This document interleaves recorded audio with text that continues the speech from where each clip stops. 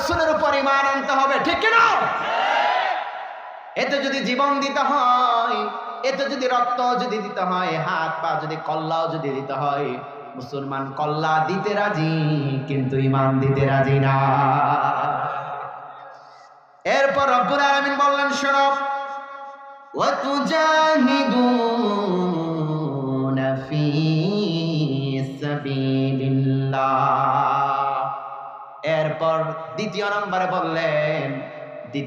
বললেন, প্রথম বললেন আল্লাহর উপর ঈমান আনো, রাসূলের উপর ঈমান আনো। আর যখন কেউ ইসলামের বিরুদ্ধে কেউ কথা বলে, কোরআনের বিরুদ্ধে যারা কথা বলে, যারা রাসূলের চরিত্র নিয়ে যারা কথা বলে, যখন ময়দানে যখন ডাক আসবে, জীবন ভুলিয়ে দিবে, জীবন বিলিয়ে দিবে, রক্তের রাজপথ রঞ্জিত করে দিবে, আল্লাহ রাস্তায় জিহাদ করে দ্বীনের পক্ষে, ইসলামের পক্ষে কাজ করো। এইবার বললেন, তাহলে দ্বিতীয় নাম্বার হলো, প্রথম নাম্বার হলো আল্লাহ এবং আল্লাহ রাসূলের উপর ঈমান আনা, আর দ্বিতীয় নাম্বার হলো আল্লাহর পথে জিহাদ করা। কি করা? আরে কথা বলে না, কি করা? জিহাদ করার জন্য প্রস্তুত আছেন তো? এদেশের উলামায়ে কেরাম যদি ডাক দেয়, ইসলামের জন্য যদি ডাক আসে, কোরআনের জন্য যদি ডাক আসে, মাথার পাগড়ি, এবার মাথার পাগড়ি কোমরে বেঁধে ইসলামের জন্য জীবন দিতে হবে। এইবার তৃতীয় নম্বর কথা হলো, শোনো, ওয়া আনফুসিকুম বিআমওয়ালিকুম ওয়া আনফুসিকুম। এইবার বললেন জীবনের সাথে সাথে আমাদের অর্থ সম্পদ যেগুলো আছে এগুলো আল্লাহর জন্য দান করা। এখন আর ঠিক কয় না? আরে এখন জোরে বলেন। ওই হুজুর জীবন চাইলেন, জীবন দিয়ে দিলাম, কিন্তু অর্থ দিব না। হ্যাঁ, ওই হুজুর আপনি জীবন চাইলেন, জীবনও দিলাম, আপনি আল্লাহ আর রাসূলের উপর ঈমান আনার কথা বললেন, ঈমানও আনলাম, হুজুর দুইটা তো দিছি, আর একটা না দিলে বুঝি হয় না। এইটাও দিতে হবে, ঠিক কিনা? তার কারণ মালের মহব্বত আমাদের মনে রাখা যাবে। মালের মহব্বত না, এই মালের, এই জান, এই মাল, এটা কার? কার? আরে কথা বলে না, কার? সব কিছু আল্লাহর। তার কারণে এই জমিন থেকে কত মানুষ চলে গিয়েছে, তারা কিন্তু তাদের সম্পত্তি নিতে পারে নাই। পারছে? এদেশের কত নেতা নেত্রী, হাজার কোটি টাকার মালিক, এমনি দেশ থেকে পালিয়েছে, কিন্তু টাকা নিতে পারে না। পাইছে মোটি কিছু পাইছে, কিন্তু বাড়ি গাড়ি নিতে পারছে? আরে বাড়ি গাড়ি নিতে পারছে? তাহলে আপনার আমার সম্পত্তি কই রেখে দেবো? কই? পকেট নাই, কাফনের পকেট নাই, কি নাই? কাফনের পকেট নাই, ওখানে কিছুই নিতে পারবেন না। এক বাদশা যখন ইন্তেকাল করলেন, তার পেয়াদারদেরকে, প্রজাদেরকে বললেন, ও আমি যখন বাদশা সেকেন্দার যখন ইন্তেকাল করেন, বাদশা সেকেন্দার এমন বাদশা ছিল, তার মতো দুনিয়াতে আর কোনো বাদশা ছিল না। বাদশা সেকেন্দার যখন ইন্তেকাল করলেন, তার মৃত্যু হওয়ার আগে ওই জামানার যারা সেনাপতি, যারা পেয়াদা যারা ছিলেন, তাদেরকে বললেন, ও আমার পেয়াদারা তোমরা শোনো, সৈন্যরা তোমরা শোনো, আমি যখন ইন্তেকাল করব, আমার দুই হাতগুলা কাফনের কাপড়ের বাইরে রেখে দিবা, সোজা করে রেখে দিবা। বললেন কেন রেখে দিব? তিনি বললেন, ও আমি যে বাদশা সেকেন্দার ছিলাম, এমন ধনী ছিলাম, আমার মতো ধনী কেউ ছিল না। ওই জামানার প্রজারা তারা যেন এই কথা বুঝতে পারে, আমি বাদশা সেকেন্দার ছিলাম, আমার এত কিছু ছিল, কিন্তু আমি কবরে কোনো কিছু টাকা নিয়ে যেতে পারি না। কবরে আমি টাকা নিয়ে যেতে পারি নাই, অর্থ নিয়ে যেতে পারি নাই, সম্পত্তি নিয়ে যেতে পারি নাই। এই জন্য যারা আল্লাহর রাস্তায় যারা ব্যয় করবে, রব্বুল আলামিন বললেন, আমি মানুষের জান, মাল আর অর্থের বিনিময়ে আমি আমার জান্নাতকে বিক্রি করে দিতে চাই। আল্লাহ আমাদের কাছে জান চাই, কি চাই? আমাদের জীবনটা চাই, আমাদের জীবনটা চাই, আর আমাদের উপার্জিত অর্থ আর আমাদের সম্পত্তি, এই দুইটা চাই। কয়টা চাই? দুইটা চাই। আর আমাদের ইচ্ছা চাই। এই তিনটা জিনিস যদি আমরা আল্লাহকে দেই, আল্লাহ আমাদের সঙ্গে ব্যবসা করতেছে, এই তিনটা জিনিস দেওয়ার বিনিময় আল্লাহ রব্বুল আলামিন আমাদেরকে জান্নাতের মেহমান বানাবে। তাহলে আমরা দুইটা দিয়ে দিছি। কয়টা দিয়ে দিছি?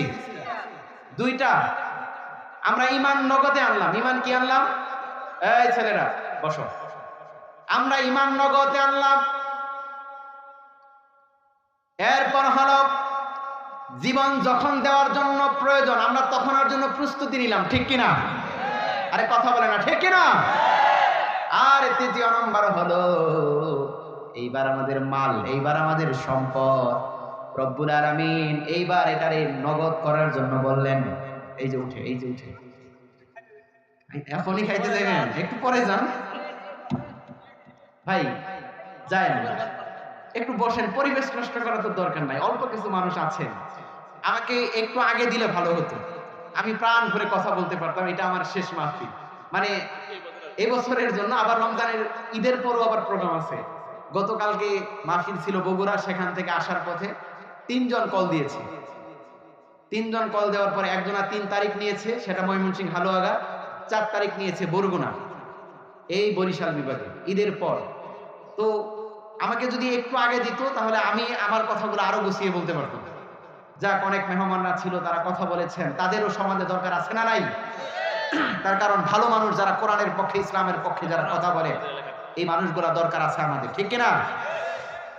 তো যে কথা বলতেছিলাম, ভাইরা আসছে, ভাইরাও কথা বলবে, আমরা সুযোগ দিব, বলেন ইনশাআল্লাহ। তো তাহলে আমরা নগদ কাজ যেটা করব সেটা হলো মাল দিতে হবে। কি দিতে হবে? মালের মহব্বত মনে রাখা যাবে। আচ্ছা, এখন যদি আমি আপনাদেরকে বলি যে এই আল্লাহর ঘর মসজিদ, এখানে নামাজ পড়ে কারা? কথা বলে না। ফেরেশতারা পড়ে, ফেরেশতারা আসে। দেখছেন কোনোদিন ফেরেশতা নামছে আসমান থেকে? আরে নামাজ পড়ি আমরা, ফেরেশতাদের কাজ আছে ওরা টাকা দিয়ে মসজিদ করব। তাহলে মসজিদ কার করতে হবে? কার? আমরা নামাজ পড়ি, আমরা নামাজ পড়ি, আমরা সব কিছু করি, আমরা সেজদা দেই, আর মসজিদটা আমাদেরকেই করতে হবে। আপনি আমার বাড়ির দিকে তাকান, আপনি আপনার বাড়ির দিকে তাকান, আপনার ঘরটা কত সুন্দর দালান করা। আপনি বাড়ির দিকে তাকান, আপনার বাথরুমটা কত সুন্দর টাইলস করা, মোজাই করা। আর আল্লাহর ঘর মসজিদের দিকে তাকান, ওটা এখনো টিন সেট পরে আছে, ভালো যায় নামাজও নাই। আল্লাহ যদি জিজ্ঞাসা করে, রে বান্দা, এত অর্থ দিলাম, এত টাকা দিলাম, এত পয়সা দিলাম, আমার ঘরটা ও কাবর ও কাতরে ওটা পড়েছিল, দূর বিদূর দেশায় ওটা পড়েছিল, তোমার মতো বান্দাদেরকে দিয়ে আমার কি হয়েছে? এইবার আল্লাহ যদি জিজ্ঞাসা করে, এইবার আপনি বলেন তো, কোন বাপের বান্দা, কোন বাপের বেটা আছেন আল্লাহর কাছে গিয়ে বলবেন জবাব দিতে পারবে? জবাব দিতে পারবেন না। তো অনেকেই মনে হয় এখানে এসেছিল, আপনারা কেউ উঠবেন না প্লিজ, দোয়া হবে। প্রধান অতিথি আমি শুনেছি মঞ্জুরুল করিম ভাই, উনি 100 বস্তা সিমেন্ট দিয়েছেন। হান্নান মিয়া হান্নু, তিনি কি যেন দিয়েছেন? ইট সিমেন্ট দিয়েছেন। মোফাজ্জল হোসেন চেয়ারম্যান, উনি কিছু দিয়েছেন, আছে এখানে, এটা দিয়েছে 2000। আল্লাহ কবুল করে বলেন আমিন। বরণ্য অতিথি হাবিবুর রহমান জনি ভাই, উনিও 2 টন রড দিয়েছেন, আল্লাহ কবুল করে বলেন আমিন। প্রথমেই সেই মহান রব্বে কারিমের দরবারে কালিমাতুশ শুকর আদায় করছি, যে মহামণ্ডিত রব আমাদেরকে এই জমিনে সৃষ্টি করেছেন, যে মহান মণি আমাদেরকে আকল দিয়েছেন, বিবেক দিয়েছেন, বুদ্ধি দিয়েছেন, চলার ক্ষমতা দিয়েছেন, দিয়েছেন কথা বলার বাক স্বাধীনতা, দিয়েছেন চক্ষু, চলার জন্য দিয়েছেন পা, লেখার জন্য দিয়েছেন হাত। এই সমস্ত বিষয়কে আমরা আল্লাহর কাছে চেয়েছিলাম? আমরা কেউ চাইনি, কিন্তু সেই মহামণি আমাদেরকে দয়া করেছেন, ভালোবেসেছেন, এই জন্য দিয়েছেন। হৃদয়ের যতটুকু ভালোবাসা আছে সেই মহামণ্ডিত রবের দরবারে সেই আনন্দ চিত্তে ভালোবাসাটুকু উজাড় করে দিন। সেই আল্লাহ তাআলার দরবারে সিজদা অবনত স্বরে চিৎকার করে বলছি আলহামদুলিল্লাহ। দরুদ ও সালাম পেশ করছি বিশ্বনবী, মানবতার মুক্তির দূত, মানবতার মুক্তির সনদ, যে নবীকে সর্বশ্রেষ্ঠ নবী হিসেবে সৃষ্টি করেছেন। শুধু তাই নয়, তিনি সকল নবীদের ইমাম বানিয়েছেন, যার চরিত্র সম্পর্কে আল্লাহ তাআলা কোরআনে চ্যালেঞ্জ করে দিয়েছেন, ঠিক কিনা? যার চরিত্র সম্পর্কে আল্লাহ তাআলা কোরআনে চ্যালেঞ্জ করে দিয়েছেন, যাকে এই জমিনের জন্য রহমত বানিয়েছেন, সেই প্রাণ প্রিয় কলিজার টুকরা নবীর শানে আমরা একবার পড়ছি সাল্লাল্লাহু আলাইহি ওয়াসাল্লাম। প্রাণ ভরে কলিজা ভরে দোয়া করছি আজকের জান্নাতুল ফেরদাউস ব্যাপারী বাড়ি জামে মসজিদে যারা এই তাফসীর মাহফিলের আয়োজন করেছেন, কলিজা ভরে প্রাণ ভরে দোয়া করছি আমাদের মা এবং বাবাদের জন্য, যারা দুনিয়ার জমিন থেকে বিদায় হয়েছেন, যারা এই জমিন থেকে বিদায় হয়েছেন, অন্ধকার কবরে শায়িত আছেন। আল্লাহ, যাদের মা বাবা দুনিয়ার জমিন থেকে যাদের বিদায় হয়েছে, আল্লাহ তুমি তাদেরকে জান্নাতুল ফেরদাউসের মেহমান বানাও। কলিজা ভরে দোয়া করছি এখানে বসা কিংবা এই সমাজকে পরিবর্তন করার জন্য, এই সমাজকে ইসলামী সমাজ গঠনের জন্য, এই সমাজকে চুর বাটপার মুক্ত করার জন্য যারা ময়দানে কথা বলেছেন, যারা তাদের রাজপথ রক্তে রঞ্জিত করেছেন, যাদের জীবনটাও কাতারে বিলিয়ে দিয়েছেন, যে ভাইরা তাদের জীবনটা বিলিয়ে দিয়েছেন, আল্লাহ তুমি তাদেরকে জান্নাতুল ফেরদাউসের মেহমান বানাও। সব সময় প্রশংসা করব কার? একটু জোরে কথা বলা যাবে আমার সাথে? সব সময় প্রশংসা করব কার? সুখে থাকলে প্রশংসা করব কার? দুঃখে থাকলে প্রশংসা করব কার? কেউ যেটা পারে না সেটা একজন পারে, বলেন তো তিনি কে? ভোট চুরির সময় প্রশংসা করব কার? হ্যাঁ, সব ঘুম ধরছে।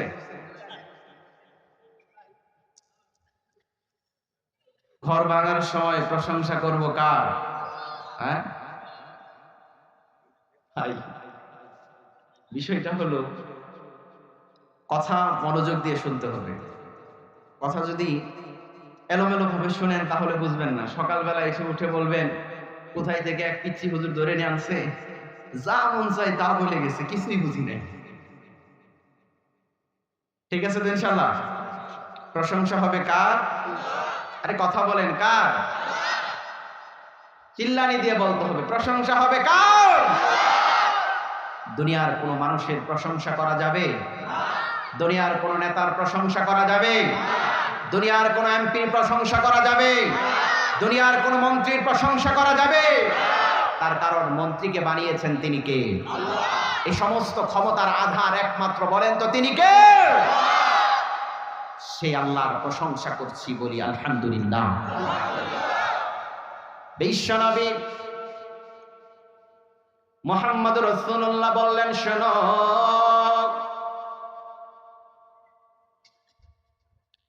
এই জমিনে কেউ কোনো কিছু করতে পারে না, এই জমিনে কেউ কোনো কিছু দিতে পারে না, একজন দিতে পারে, বলেন তো তিনি কে? হাত আল্লাহ দিয়েছেন, ঠিক কিনা? হাত আল্লাহ দিয়েছেন, আর হাতের ক্ষমতার মালিক কে? তাহলে যে আল্লাহ তোমাকে হাত দিলেন, আর যে আল্লাহ তোমাকে বলার ক্ষমতা দিলেন, যে আল্লাহ তোমাকে চলার ক্ষমতা দিলেন, যে আল্লাহর হাত দিয়ে তুমি লেখো, তুমি এই সমাজের আলেমদের বিরুদ্ধে লেখো, কথা বুঝেন না? যে আল্লাহ হাত দিয়েছেন, এটা কার কাজ করবে? কার কার? কিন্তু আমরা হাতের ক্ষমতা পেলাম, হাতের ক্ষমতা পাওয়ার পর এই জমিনে যেন কোরআনের কথা যেন না হয়, আমরা প্রথমেই হাতের ক্ষমতা দিয়ে যারা কোরআনের কথা বলে তাদের জবানটা বন্ধ করতে চেয়েছি, আর আল্লাহ পায়ের ক্ষমতা দিলেন পা। এই পা দিয়ে মসজিদে যাবা, দুনিয়ার সব ভালো কাজগুলা তুমি করবা। আল্লাহ যে কাজগুলাকে বলেছে এই কাজ আল্লাহর জন্য করবা, আর আল্লাহ যে কাজের কথা নিষেধ করেছে সেখান থেকে বিরত থাকবা। কিন্তু আমরা গত 17টি বছর দেখেছি সেই পা দিয়ে আলেমদের গায়ে লাথি দেওয়া হয়েছে, সেই পা দিয়ে কোরআনের দোকানগুলাকে ভেঙে তছনছ করে দিয়েছে, ঠিক না?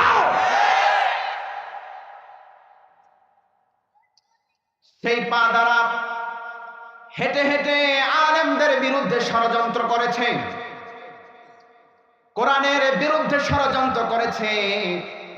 যে মেধা আল্লাহ দিয়েছেন, আকল দিয়েছেন, আল্লাহ বললেন এই জমিনে কত মানুষগুলাকে আকল ছাড়া পাগল বানায়া ল্যাংটা করে রাস্তায় ঘুরাই এরকম মানুষ আছে না? কিন্তু রব্বুল আলামিন বললেন লাকাদ খালাকনাল ইনসানা ফি আহসানি তাকওয়িম। আল্লাহু আকবার। রব্বুল আলামিন বললেন শোনো, তোমাদেরকে এই জমিনে সর্বশ্রেষ্ঠ এবং উত্তম রূপে আমি তোমাদেরকে বানালাম, আমি তোমাদের ভালো বানালাম, আকল দিয়ে দিলাম, বিবেক দিয়ে দিলাম, বুদ্ধি দিয়ে দিলাম। আকল দিলাম, বিবেক দিলাম, বুদ্ধি দিলাম, যত কিছুই করো না কেন কোরআনের বিপক্ষে অবস্থান নেওয়া যাবে না। কিন্তু আল্লাহ আকল দিল, আল্লাহ বুদ্ধি দিল, আকল দিয়ে আর বুদ্ধি দিয়ে সংসদের ভিতরে কোরআনের বিরুদ্ধে আইন পাশ করেছে এরকম নেতা ছিল কি ছিল না? আল্লাহ বললেন দাঁড়াও, অপেক্ষা করো, অপেক্ষা করো। এই জমিনে তোমাদের বিবেক দিলাম, বুদ্ধি দিলাম, জ্ঞান দিলাম, আকল দিলাম, সব কিছু দিলাম, তোমরা কোরআনের পক্ষে চলবা। কার পক্ষে? রাসূলের বিপক্ষে অবস্থান নিবা না, বরং রাসূলের চরিত্রের বিরুদ্ধে যারা কথা বলবে তাদের বিরুদ্ধে তোমরা অ্যাকশন নিবা। কিন্তু আমরা কি দেখলাম? এদেশে মুসলিম শাসিত সরকার ছিল, ঠিক কিনা? এদেশে নামমাত্র মুসলিম শাসকের সরকার ছিল। আমরা দেখেছি যারা কোরআনের বিরুদ্ধে অবস্থান নিয়েছে, যারা ইসলামের বিরুদ্ধে অবস্থান নিয়েছে, যারা পর্দার বিপক্ষে অবস্থান নিয়েছে, এদেশের স্বৈর হাসিনা ফ্যাসিস্ট তাদেরকে বুদ্ধিজীবী উপাধি দিয়েছে।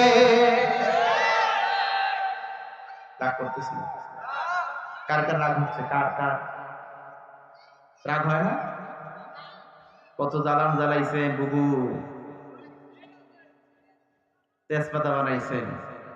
আমার বয়স মাত্র 26 বছর রানিং চলে।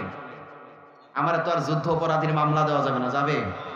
তার কারণ আমার বাবার জন্ম 1971 সালে। আমার দাদি আমাকে বলেছেন যখন যুদ্ধ শুরু হয় তখন তোর বাবা আমার কুলে, আমার আব্বা আমার দাদির কুলে। একথা আমার দাদি আমাকে গল্প শুনিয়েছেন। সুতরাং আমাকে তো আর রাজাকারা যুদ্ধ অপরাধীর মামলা দিয়ে জেলখানায় ঢুকানো যাবে না।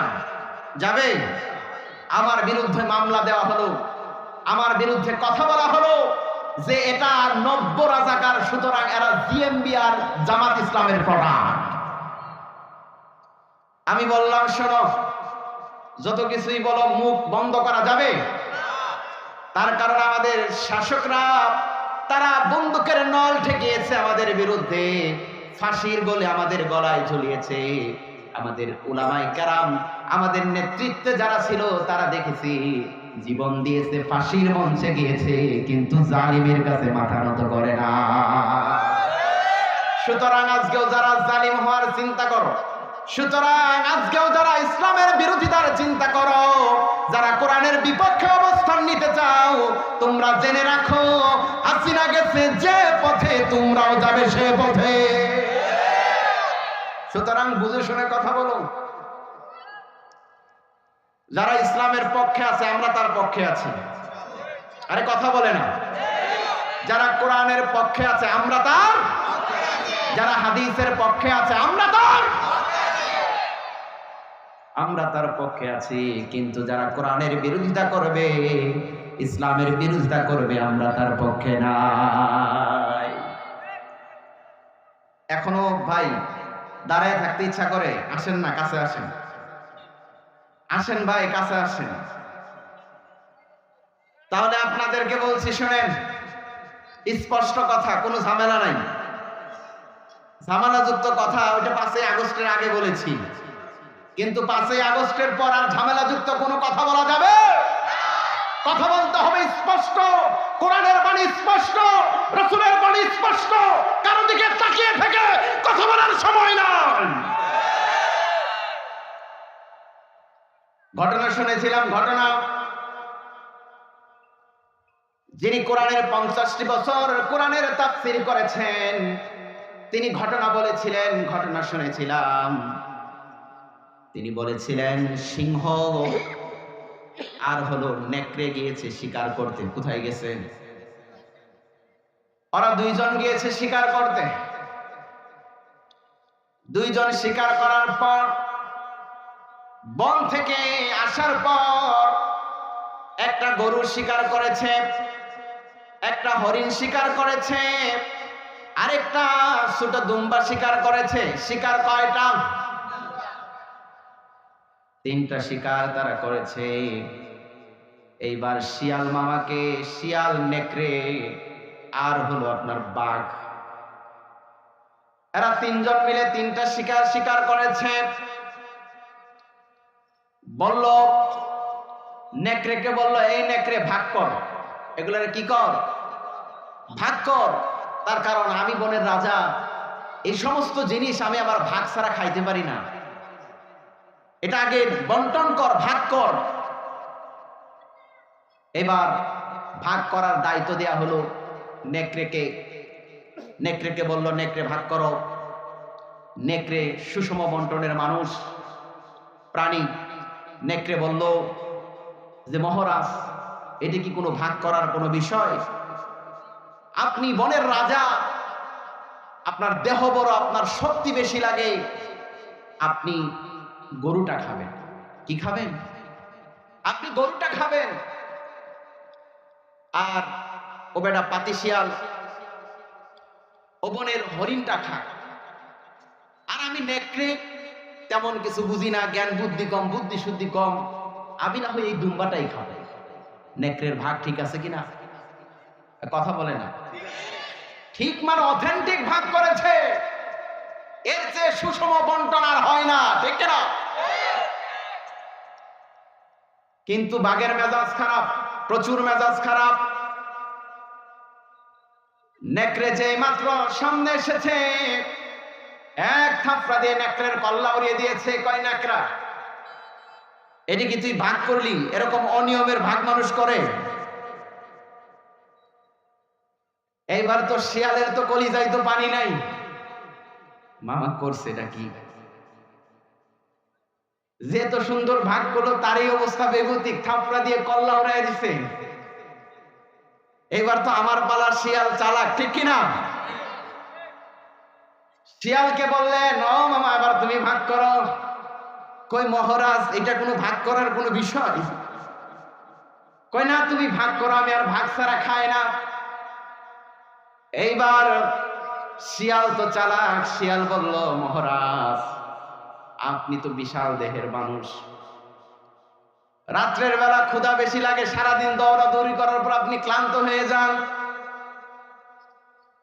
রাতের বেলা আপনি গরুটা খাবেন, আর দুপুর বেলা যখন একটু রেস্ট করেন, তার ফাঁকে ফাঁকে হরিণটার একটু করে চিবাবেন। আর সকালবেলা ক্ষুধা একটু কম লাগে, ওটা দুমবারে খাবেন। এইবার বাঘ বলতেছে, কি রে শিয়াল, এত সুন্দর ভাগ তোকে কে তোরে শিখালো? এত সুন্দরভাবে ভাগ করার নিয়ম কে তোকে শিখালো?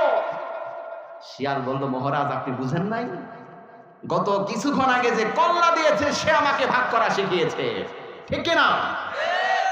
সুতরাং বুঝো সুতরাং যারা ইসলামের বিরুদ্ধে যারা কথা বলো, কোরআনের বিরুদ্ধে যারা কথা বলো, যারা কোরআনের রাজনীতিকে যারা নিষিদ্ধ করতে যাও, যারা হাদিসের বিপক্ষে যারা কথা বলো, আলেমদের বিপক্ষে যারা কথা বলো, তোমরা জেনে রাখো আলেমদের বিরোধিতা করেছিল ফেরাউন, দুনিয়াতে নাই। নমরুদ আলেমদের বিরোধিতা করেছিল, দুনিয়াতে নাই। হাসিন আলেমদের বিরোধিতা করেছিল, সংসদে টিকতে পারে নাই। 41 সাল পর্যন্ত ক্ষমতায় থাকতে পারে নাই।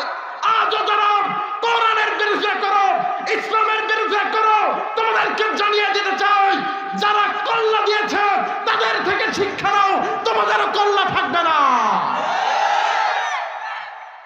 তোমাদেরও কল্লা থাকবে না। সুতরাং বোঝার চেষ্টা করো, ইসলামের বিরুদ্ধে যখন তখন কোনো হুঙ্কার তোমরা ছাড়বা না, ঠিক না? যারা এই কথা বলবে আমি আল্লাহর উপর ঈমান এনেছি, আমি রাসূলের উপর ঈমান এনেছি, যারা এই কথা বলবে, যারা ঈমানের কথা প্রচার করবে, তাদের গলায় ফাঁসির রশি ঝুলবে। আর যারা ঈমানের কথা যারা প্রচার করবে, যারা ঈমানের কথা যারা বলবে, এই কালেমার দাওয়াত যারা দিতে যাবে, যারা এক আল্লাহর দাসত্ব আর গোলামি করবে, তাদের উপর নির্যাতন আছে না নাই? আমাদের মা বোনেরা অনেক এসেছেন, অনেক একটি ঈমানের কথা বলি যে কেমন ঈমান এনেছেন সাহাবীরা।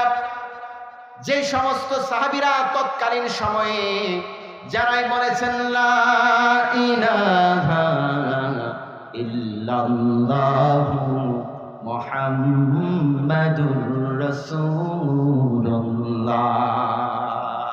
জোরে বলেন সাল্লাল্লাহু। সাহাবীরা বললেন, বেলাল বললেন আমি ঈমান এনেছি আল্লাহর উপর আর তার রাসূলের উপর। বেলাল বললেন ঈমান এনেছি আল্লাহর উপর আর তার রাসূলের উপর।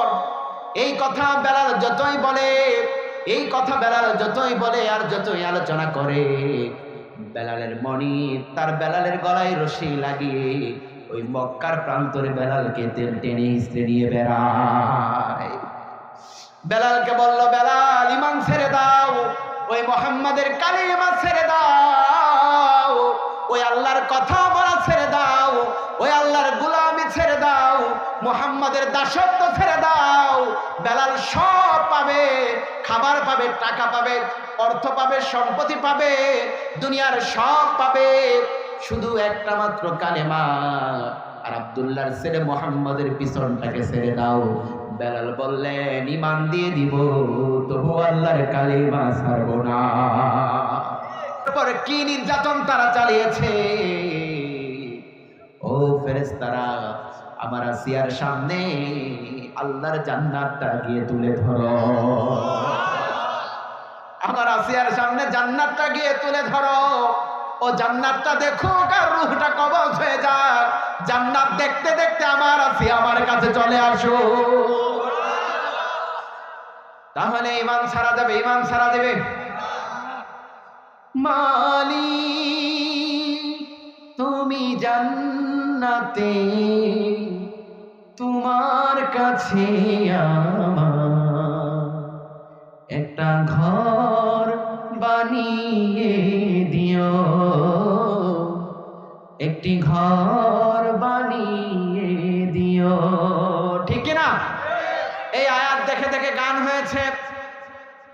আসিয়া এভাবে জীবন ছেড়ে দিয়েছে, ঈমান দিয়েছে, ঈমান দেয়নি।